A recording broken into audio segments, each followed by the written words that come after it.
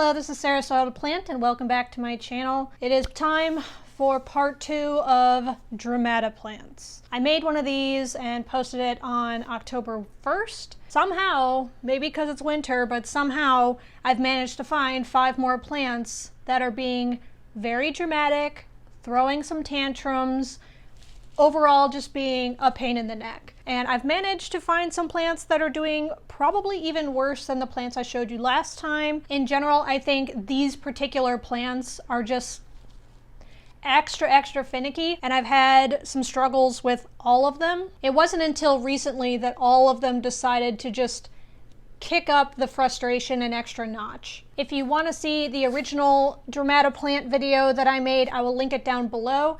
All of the plants you'll see in this video are completely different from the last video. That wasn't even intentional. I actually picked out the plants I wanted to talk about, went back and referred back to that video. There was no overlap, so go figure. The first plant I'd like to talk about, and probably the one that's having the least amount of problems out of all of these, is my Monstera peru. This is the stunning creature itself. You can see that there are plenty of nodes on it where it either didn't grow a leaf or a leaf has fallen off.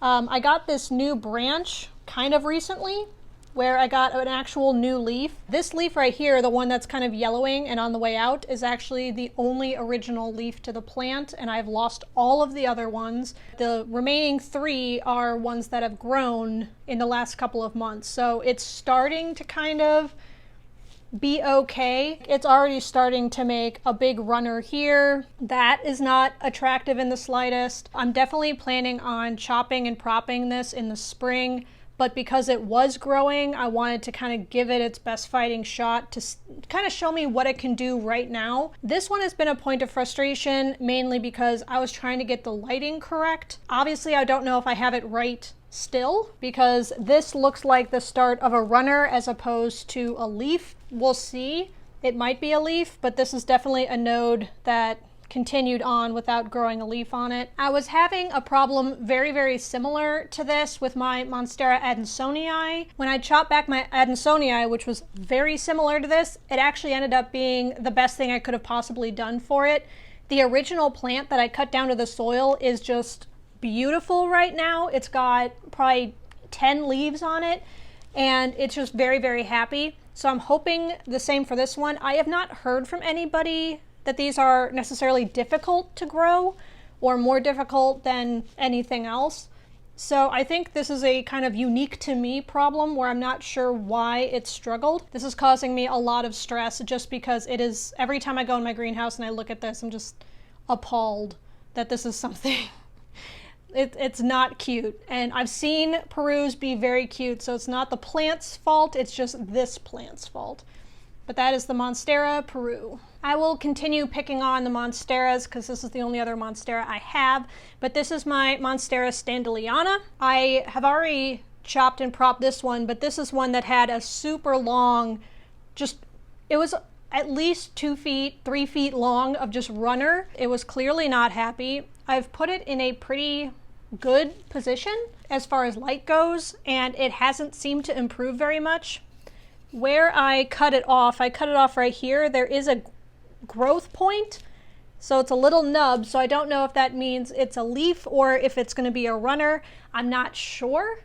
I'm hoping it's going to be a leaf because I have not produced a single leaf off of this plant since I got it back in April.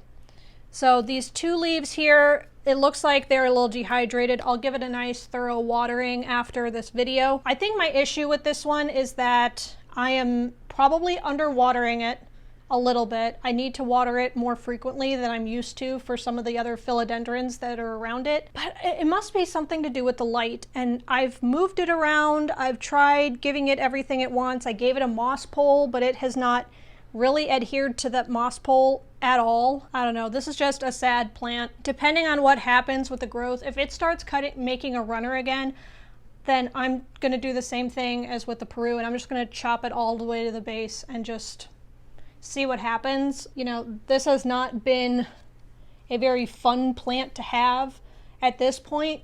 I feel like even if I lose this plant, I don't even know if I would miss it. I like the Peru's looks a lot better.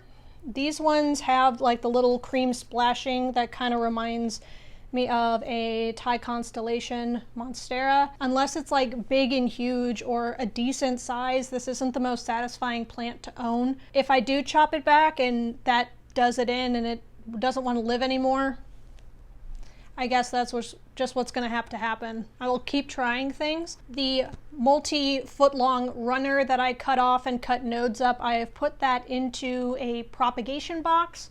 So it's very possible that that ends up going well, or even if I lose half of the things I propagated, I would still have a ton of nodes that turned into plants for this. If that turns into like a big bushy plant, like the propagations, maybe I would like it more. But this particular plant, this very specific one that is in my care, I could take it or leave it at this point. Possibilities for the future for sure, but right now, super dramatic, tantrum-throwing, Monstera standaliana. This next plant honestly just kind of hurts my feelings that this is a plant with a problem. I'm going to do everything in my power to save. Unlike the last two where I'm like just so frustrated with them, this one is causing me actual panic that I might be killing it, and that's my Anthurium vitarafolium. This is one of the most expensive plants I own. It is the second most expensive plant that I have purchased myself. It is my first Anthurium. This is my like, oh, let's see if I can grow Anthuriums, and it is not giving me a lot of encouragement in that arena. I'm in the process of losing this leaf. I will cut it off as soon as the video is over, but I want to leave it on just to show you. This is my second longest leaf, and she's about to fall off. This is my longest leaf and my newest leaf. Since I've got it, I bought it back, let's see, this was a birthday present to myself, so I feel like I got it in September. It has not produced a new leaf for me since September. I've lost a couple of small leaves that are kind of like this size that were along kind of the base. I've lost those already, and this one's kind of on the way out. It's got some like discoloration from like little spots and stuff as if it's about to go. It's just very apparent to me that this plant is not happy. I'm considering moving this into a different substrate just to try something. I've seen a ton of people on YouTube that have their Anthuriums or even vitarafoliums. I've seen them put them in leca. I've never dealt with leca, but I do have that Lacuzapon stuff, and I do have a pot that I could put this in depending on how big the root system is. If I have it in a sort of self-watering situation, then I would know that it's not being over or under watered, which is something else that might be at play here. I've only lost leaves on this plant and I have not gained any, and that makes me incredibly nervous. I do have this shooting off and then two others, so I'm not sure if it's normal to have multiple come off like that and then they turn into leaves or they don't. I'm not sure. So I don't know if this is an encouraging sign that there's multiple and maybe it just needs more humidity, more light, better water schedule, all of that in order for it to release those leaves, or if this is just a sign that I'm not doing something and I would already have a leaf already if it wasn't for me giving it bad conditions. You know what I mean? I need to know more about Anthurium growth structure, kind of how it works and what's normal for this plant or really any Anthurium, because the fact that I have a bunch of different growth points but they're not producing leaves makes me incredibly nervous. This one is just nerve-wracking. I will do anything in my power to make sure it stays alive and I will not give up on it. The vitarafolium is definitely throwing a tantrum, definitely being dramatic. This is the one that I will definitely listen to. That is my Anthurium vitarafolium. My brother bought me this shirt for Christmas. He said it made him think of me. So it was very nice, and I told him I'd wear it for my next video. So thank you, brother. The next plant on my list, I am this close to just throwing it away. Like just throwing it in the garbage and never seeing it again. It is my Aglaonema red siam.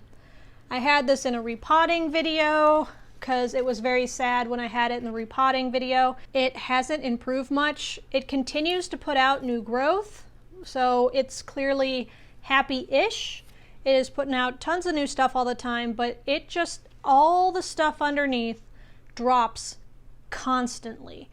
I'm not sure if this particular plant just prefers super moist soil the way like a Calathea would, because I try to let this one dry out in between waterings, because that's what I've heard Aglaonemas like. That's what I've seen other people do. Every time I let it dry out, it seems to just drop a bunch of leaves. It's very possible with this plant that I'm not giving it enough light because of the way it looks and how, frankly, unattractive this plant is.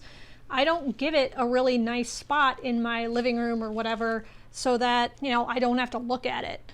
So it doesn't get the best light. It doesn't get a primo spot in my house. So it's possible it's just not getting enough light. I don't know. My other Aglaonema, which is the Sparkling Sarah, which is right here, she kind of does the same thing where she drops leaves all the time.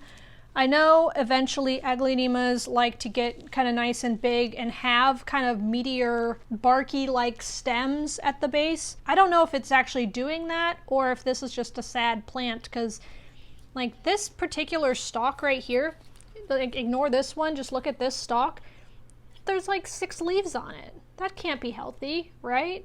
Why would it be dropping its leaves? Wouldn't it want all of its leaves? Because, you know, it's tiny. This one's a little bit better, but it loses leaves all the time. I'm pretty sure this is a case of the conditions aren't good enough, but at the same time, like, the reason it's not getting good conditions is because it's ugly. If it continues throwing hissy fits, I will just dump it in the garbage. Just dump it. Or give it away for free, possibly. I'm not sure. Yeah, this one's just a big old disappointment. The reason I like Aglaonemas is because of all of the nice colors that it comes with. And they're nice and bushy, usually. At least when I buy them, they're nice and bushy. So having a lot of color, a lot of variety in the color spectrum they can come in, different patterns, the pretty stem color, like the stems are pink, how cool is that? But it's starting to get really scraggly and it's just not very cute. And I don't know, at this point, I can't really regrow the leaves down below, so I have to kind of stop it from dropping leaves all the time. But I feel like every time I water, I lose at least 1 leaf. Kind of like fighting a losing battle a little bit. But that's my Aglaonema Red Siam. The last plant is actually a twofer. I have 2 of these, and they are both struggle bussin' real hard. It is my Calathea Beauty Star. I bought it back in like late midsummer or something like that. They were gorgeous. They were beautiful. Can you guess what happened? Like every other Calathea I have, they got spider mites. These ones I'm pretty sure came directly from where I purchased them from because they were already in quarantine when I brought them home, and I left them in quarantine for a few weeks and then they got spider mites. So this is why you quarantine new plants. Take my lesson as a warning to the rest of you that quarantine your plants when you get them, even if you think they're good.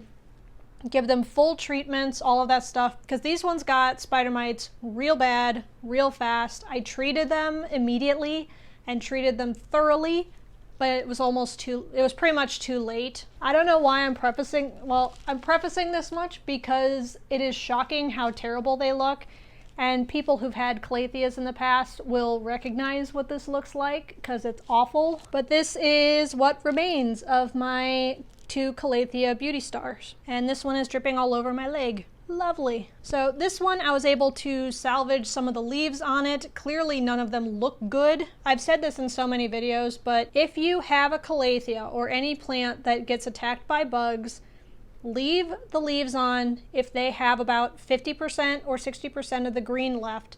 Like this one right here, that's like only a quarter, maybe a third of the leaf has green on it, and I'm leaving it on there anyway. The plant itself will revive a lot faster if you leave the leaves on. Leave the leaves on. That's a fun thing to say. But you can tell with the base of the plant that there's a lot of little dead stringy things. Basically, you have your clusters. If the cluster itself is still green, it'll grow back.